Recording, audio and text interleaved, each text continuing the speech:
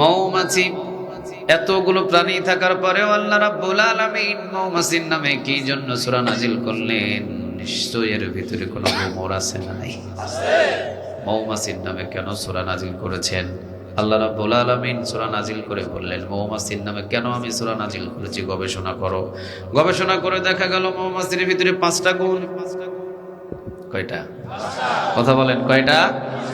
5টা গুণ আছে। এই 5টা গুণ যদি কোনো মুমিন বান্দার ভিতরে থাকে, সে সোজা বিনা হিসাবে জান্নাতে চলে যাবে। এখন বলেন, এই মৌমাছির গুণ মূল্য কম না বেশি?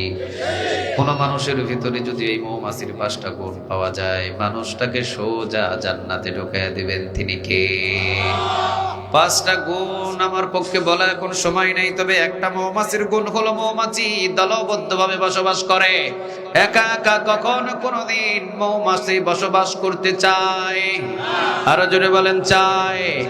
মৌমাছি দলবদ্ধভাবে বসবাস করে, এককভাবে বসবাস করে, একই বাসায় দলবদ্ধভাবে মৌমাছি বসবাস করে। এই জন্য মৌমাছির চাকে যদি ঢিল মারে, দাঁড়ায় থাকার সুযোগ। আরো জোরে বলতে হবে, দাঁড়ায় থাকার কোনো সুযোগ। মৌমাছির মতো আরেকটা প্রাণী আছে, ওইটাও মাছি।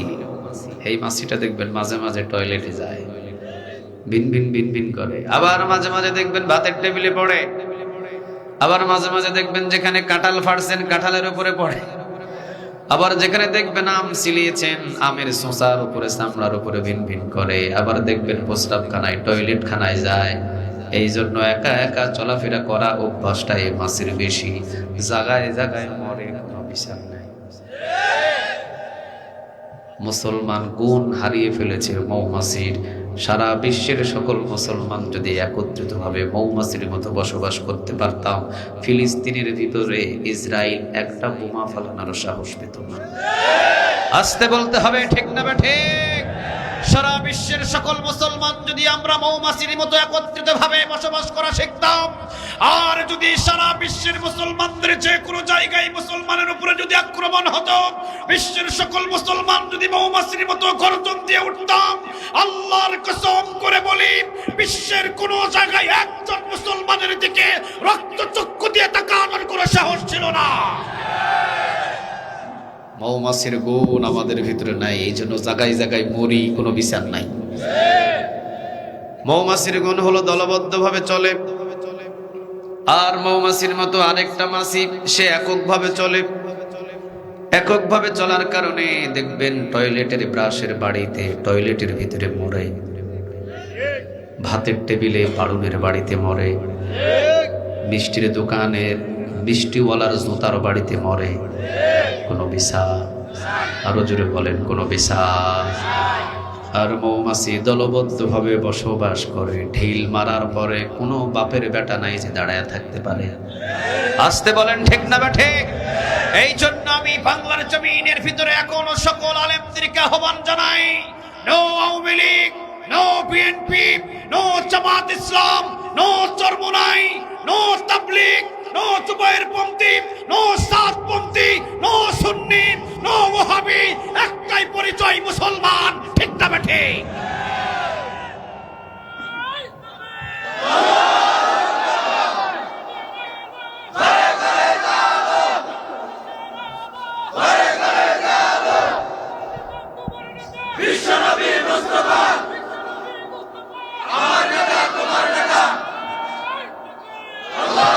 আল্লাহ তুমি কবুল করো। আরো জোরে বলেন আমিন। মৌমাছির প্রথম নাম্বার গুণ, মৌমাছি কিভাবে বসবাস করে? দলবদ্ধভাবে বসবাস করে, এক চাকের ভিতরে বসবাস করে। একটা যদি ঢিল ছুঁড়ে চাকে, একটাও মৌমাছি থাকবে না, সব আপনার। কথা বলেন না কেন? একজন আসবে আর একজন আসবে না, বিষয়টা এমন নয়। ঢিল যদি মারেন মরবে 3 জন, আপনাকে মারতে আসবে 1000 জন। ঠিক না ঠিক? দলবদ্ধভাবে বসবাস করলে লাভ আছে না নাই? আল্লাহ রাব্বুল আলামিন বললেন, গবেষণা করো মৌমাছির ভিতরে যত গুণ আছে, সমস্ত গুণ যদি মানুষদের ভিতরে আসে, তাকে জান্নাতে পাঠাইয়া দিব। সুবহানাল্লাহ বলতে পারলেন না? তাহলে এককভাবে আমরা আলাদা আলাদা যখনই হয়েছি, এইদিকে আওয়ামী লীগ, ওইদিকে বিএনপি, ওইদিকে জামাত, এইদিকে জাতীয় পার্টি, ওইদিকে তাবলীগ, এইদিকে সাতপন্থী, ওইদিকে জুবায়েরপন্থী, একজন আর একজনরে মারি, আরেক দল হাসি।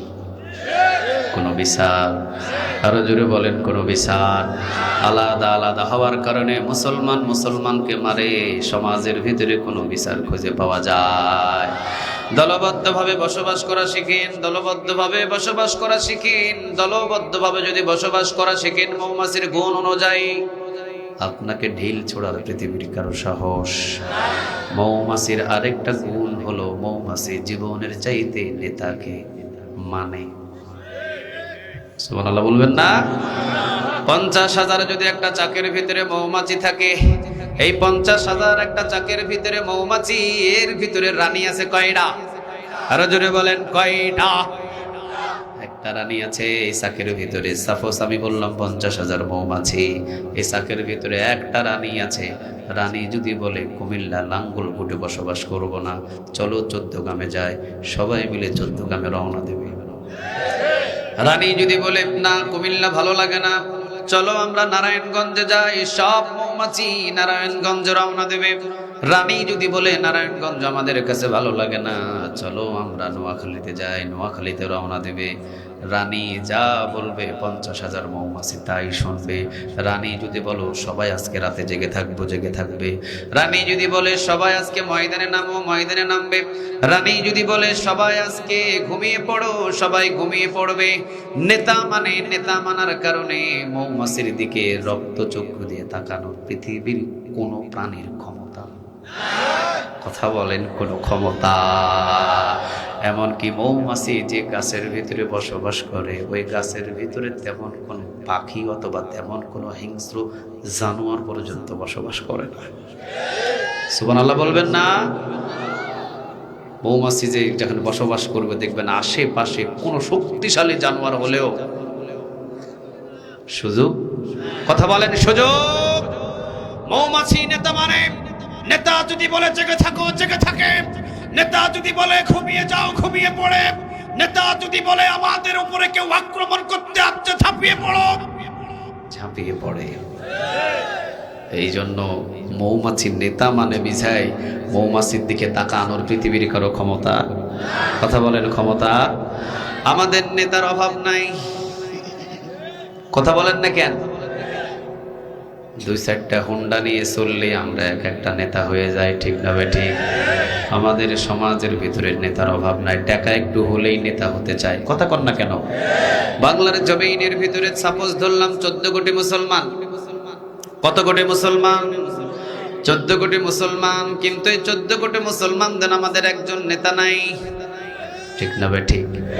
14 কোটি মুসলমানদের যদি একজন নেতা আমরা তৈরি করতে পারতাম, আর ওই নেতা যদি আমাদেরকে হুকুম দিত উঠো, আমরা উঠতাম। যদি বলতো বসো, আমরা বসতাম। সারা রাত জেগে থাকো, জেগে থাকতাম। আসো ময়দানে, ময়দানে নামো, ময়দানে নামতাম। কাফনের কাফন মাথায় পরো, কাফনের কাফন মাথায় পড়তাম। হাতের ভিতরে তরবারি ধরো, 14 কোটি মুসলমান তরবারি ধরতাম। আল্লাহর কসম করে বলি, বাংলার জমিনে নাস্তিক জন্ম নেওয়ার কোনো সাহস পেত না। আজকে চট্টগ্রামের ভিতরে সাইফুল ইসলাম আলিফকে ইস্কন্দের দালালরা দিনে দুপুরে কুপিয়ে হত্যা করলো। ইস্কন্দের উপরে তেমন কোনো প্রতিশোধ নেওয়া হয়? সাইফুল ইসলাম আলিফকে দিনে দুপুরে কুপিয়ে হত্যা করা হলো। নিজের মেয়ে খুঁজতেছে, জিজ্ঞাসা করতেছে আমার আব্বু কোথায় গেছে তুমি জানো? বলতেছে তুমি বলো কোথায় গেছে? আমার আব্বু নানার বাড়িতে গিয়েছে। ছোট্ট বাচ্চা, বাবা এবং স্ত্রী সাইফুল ইসলাম আলিফ, তার স্ত্রীর গর্ভের ভিতরেও একজন সন্তান ছিল, অথচ কুপিয়ে মুসলমান 14 কোটি মুসলমানের সামনে দিনে দুপুরে কুপিয়ে সাইফুল ইসলাম নিরপরাধ মানুষটাকে হত্যা করে দিল ইস্কন্দের দালাল। অথচ আমরা বাংলাদেশের সমস্ত মুসলমান চোখ দিয়ে তাকিয়ে থেকে দেখা ছাড়া আমাদের কোনো উপায়, আরো জোরে বলতে হবে, আমাদের কোনো উপায়। যেই দিন সাইফুল ইসলাম আলিফকে চট্টগ্রামের ভিতরে কুপিয়ে হত্যা করেছিল, সেই দিন যদি 14 কোটি মুসলমানদের একজন নেতা আমরা তৈরি করতে পারতাম, বাইতুল মুকাররম ইমাম যদি আমাদের নেতা হতো, বাইতুল মুকাররমের ইমাম যদি খুতবার পরে আমাদেরকে বলে দিতেন 14 কোটি মুসলমানের নেতা আমি বাইতুল মুকাররমের ইমাম বলছি, প্রত্যেকে জুমার নামাজের পরে বাহির হয়ে যাও, কাফনের কাফন মাথায় লাগাও, চট্টগ্রামের সাইফুল ইসলাম আলিফের খুনির হত্যার বিচারের জন্য চট্টগ্রামে রওনা দাও। বাংলাদেশের আনাচে কানাচে যদি ওই নেতার হুকুম অনুযায়ী রওনা দিয়ে দিতাম, ইস্কন্দর দালাল লঙ্গি খুলে হিন্দুস্তানে পালাতে বাধ্য হয়ে যেত।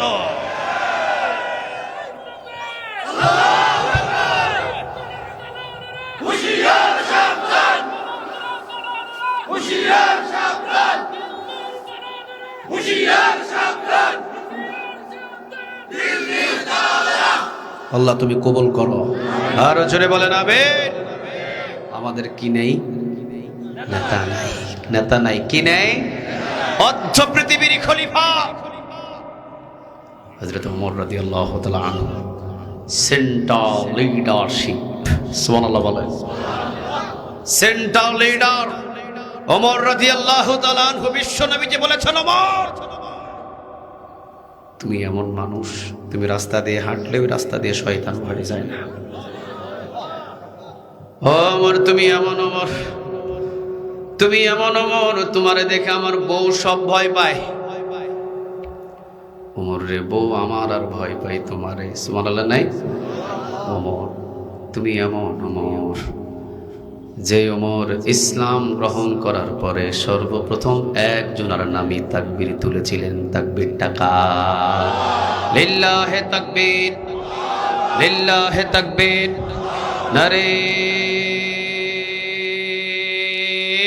তাকবীর। সে ওমর রাদিয়াল্লাহু তাআলা আনহু 12.5 লক্ষ বর্গ মাইলের প্রেসিডেন্ট। এইরকম বাংলাদেশের মতো প্রায় 60টা দেশের মালিক। কোন বর্ণনা এসেছে এরকম বাংলাদেশের মতো 33টা দেশের মালিক। সুবহানাল্লাহ নাই? ওমর নরম না গরম? নেতার মতো নেতা একজন হলেই যথেষ্ট, ঠিক না বে ঠিক? ওমরের মতো যদি একজন নেতা আমরা বাংলার জমিনের ভিতরে তৈরি করতে পারতাম, আর নেতাকে মেনে যদি উঠতাম, বসতাম, চলতাম, ফিরতাম, তরবারি ধরতাম, জমিনের ভিতরে এতদিন কোরআন পার্লামেন্টে যেতে লাগে না। আসতে বলেন ঠিক? নেতা যদি বলতে উঠে দাঁড়াও, উঠে দাঁড়াতাম। নেতা যদি বলতো বসে যাও, বসে যেতাম। নেতা যদি বলতো কাফনের কাফন লাগাও, কাফন লাগাতাম। নেতা যদি বলতো তোমার নামাজের পরে ঢাকার দিকে রওনা দাও, রওনা দিতাম। নাস্তিক মুক্ত বাংলাদেশ গড়ে ছেড়ে দিতাম। তাহলে মৌমাছির নেতা আছে, আমাদের কি নেই? কথা বলেন, আমাদের কি নাই? সারা বিশ্বের ভিতরে 57টা মুসলিম দেশ, একটাও নেতা নাই। সারা বিশ্বের ভিতরে সাপোজ ধরলাম, আমার কম বেশি হতে পারে, 57টা মুসলিম দেশ। ফিলিস্তিনের উপরে প্রতিদিন বোমা পড়ছে, প্রতিদিন ছোট ছোট শিশু মারা যাচ্ছে। গাজার ভিতরে প্রতিদিন ছোট ছোট শিশু মারা যাচ্ছে। নারীরা খাবার ছাড়া, খাবার বিহীন মারা যাচ্ছে। রমজান মাসের ভিতরে ঘোড়ার খাবার দিয়ে তারা ইফতার করেছে। রমজান মাসের ভিতরে ঘোড়ার খাবার দিয়ে তারা ইফতার করেছে। তাদের চেহারা দেখলে মনে হয় নিশ্চয়ই কোনো না কোনো নবীর বংশধর ছিলেন তারা। এত সুন্দর মায়াবী চেহারা, এত সুন্দর তাদের চেহারায় নূর, নিশ্চয়ই কোনো না কোনো নবীর বংশধর ছিলেন। অথচ তারা ইফতার করছে ঘোড়ার খাবার দিয়ে। যে খাবার ঘোড়া খায় সেই খাবার দিয়ে তারা ইফতার করেছে। তাদের ছোট ছোট বাচ্চাদেরকে তারা লালন পালন করেছে। আল্লাহ যদি কিয়ামতের ময়দানে, আল্লাহ যদি কিয়ামতের ময়দানে 57টা মুসলিম দেশের সকল জনগণকে জিজ্ঞাসা করে, ফিলিস্তিন কি শুধু ফিলিস্তিনের জনগণের একা ছিল, না তোমাদের সবার ছিল? আমরা হয়তো বলবো আমাদের সবার ছিল। তাহলে মার খেলো একজন, তোমরা সবাই কি করলে? উত্তর দেওয়ার মতো বিশ্বের মুসলমানের জবানে ওয়াল্লাহি আল্লাহর কসম কোন উত্তর, কথা বলেন আস্তে, কোন উত্তর। 57টা মুসলিম দেশ, 57টা মুসলিম দেশ যদি কাবার চত্বরে একত্রিত হয়, 57টা মুসলিম দেশের নেতাগুলো যদি কাবার চত্বরে একত্রিত হয়, সবাই যদি গোলাকার কাবা ঘরকে ঘেরাও করে নিয়ে সবাই 57টা দেশের নেতা কর্মী একত্রিত হয়ে 57টা মুসলিম দেশের নেতারা যদি বলে, কাবা ঘরের ইমাম আপনি আমাদের নেতা, আপনি যা বলবেন আমরা 57টা মুসলিম দেশের নেতাকর্মী তাই করব। কাবাঘরের ইমাম যদি একটা খুতবা দিয়ে বলতেন, ইসরায়েল সাবধান হয়ে যাও, 57টা মুসলিম দেশের নেতা সমস্ত রাষ্ট্রপ্রধান এই কাবার চত্বরে আমার হাতে বায়াত নিয়েছে, আমি যা বলবো তারা তাই শুনবে। আমি কাবাঘরের ইমাম যদি শুধু ইশারা দিই ইসরায়েলের উপরে আক্রমণ করো, 57টা মুসলিম দেশের রাষ্ট্রপ্রধান সেনাবাহিনী নিযুক্ত করবে ইসরায়েলের উপরে। আমি যদি কাবাঘরের ইমাম, তারা যেহেতু আমাকে নেতা মেনেছে, আমি যদি ইশারা দিই ইসরায়েলের উপর আক্রমণ করো, 57টা মুসলিম দেশ এমন ভাবে আক্রমণ করবে বিশ্বের মানচিত্র থেকে ইসরায়েল নামটা মুছে যাবে। ঠিক না বেঠে?